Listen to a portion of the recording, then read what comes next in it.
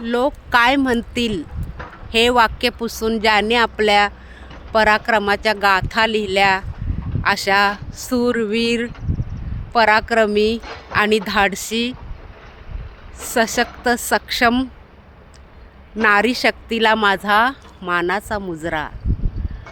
तर तुम्हा सर्वांना 8 मार्च जागतिक महिला दिनाच्या व रंगपंचमीच्या सर्व माता भगिनींना हार्दिक हार्दिक शुभेच्छा. तसेच ज्या महिलांनी, युवतींनी समाजाची, दुनियाची पर्वा न करता ज्यांनी मला कलर लावला आणि माझं मन आनंदी केलं, त्यांना देखील मानाचा मुजरा आणि सर्वांना रंगपंचमीच्या हार्दिक हार्दिक शुभेच्छा. तसं म्हटलं तर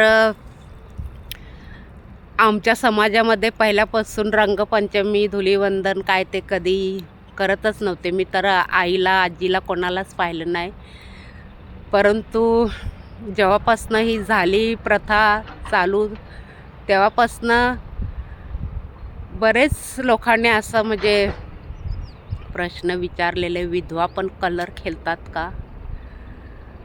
तर खेळतात का नाही ते तर तुम्हालाही माहिती आहे, आम्हालाही माहिती आहे. परंतु त्याचा विचार न करता काही महिलांनी मला तो थोडासा का होईना, परंतु तो आनंद मला दिला, तर त्यांचं खूप खूप आभार.